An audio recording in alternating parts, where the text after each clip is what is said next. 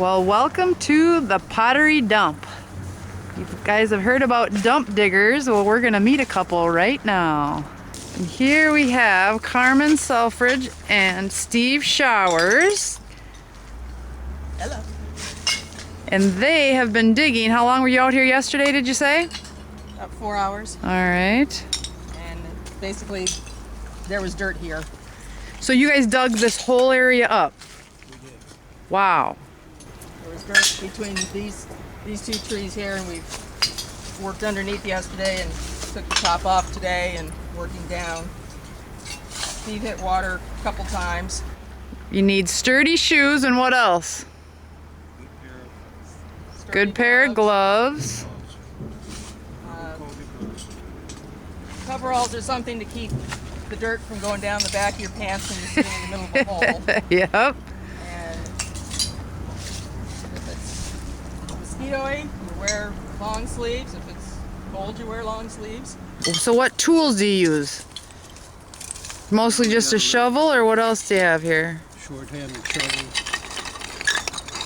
root cutters, Scratcher. Okay. and if we get into some bigger roots, we even have a saw, like in the bucket. Okay. Just mostly patience and hard work and digging. And Persistence, please. yeah. Persistence pays Just down off. there's got to be one more thing. No, let's pull this up. Keep going. Just a little deeper. Right. So what would cause a piece to be dumped down here? These were imperfections or things that just didn't sell, or why did they dump it down here? Mostly, I think, because we had a flaw of Okay. some sort. A flaw, okay. Bake separation, crack, warp, Stuck to something else. miscolored. So how did it get from the factory down here? They would dump it in the back of wagons or trucks and they would just haul it down, or? Yeah, in the early days, it came right down in a horse-drawn wagon. And then we took and sent a few guys down, and they'd push it off the back of the wagon, and it ended up in here. And how many acres of dump do you suppose are down here? I think at one time it used to be about possibly as high as 10 acres. Really?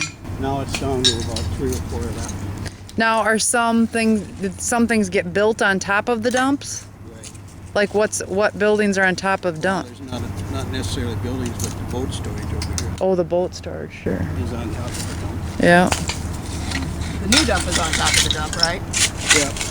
The city Further dump. up the line, the city used it for landfill. Oh. For about 3 years, from about 68 till 71. And then they quit dumping there and they started dumping in Bay Point Park. The Bay Point Park is all dumped.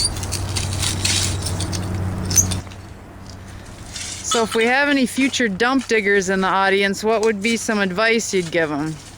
Well, the main advice I'd give them would be persistent. Don't let a bad day Yeah. dim your hopes. Yeah. Just keep working away, and persistence pays in the long run. As many times I've gone home with nothing, just a sore back. In respect, if other people have holes that are obvious, you don't go into their holes that they've been working on. So there's some unwritten rules. Right. You don't dig under the railroad tracks. Dig in the side hill, really. Main thing is to stay away from the railroad. Railroad tracks, that's prohibited. Got it. So how old do you think so if we're down that far, about how old is this vein? I'd say we're in the 1890s. 1890s. It's interesting to think that in 1890, things probably haven't been uncovered down there since 1890. Well, I'd say between 1890 and 1896. Wow. All right, well, thank you for our little tour. So this is the dump. And if you want to be a future dump digger, we just showed you how.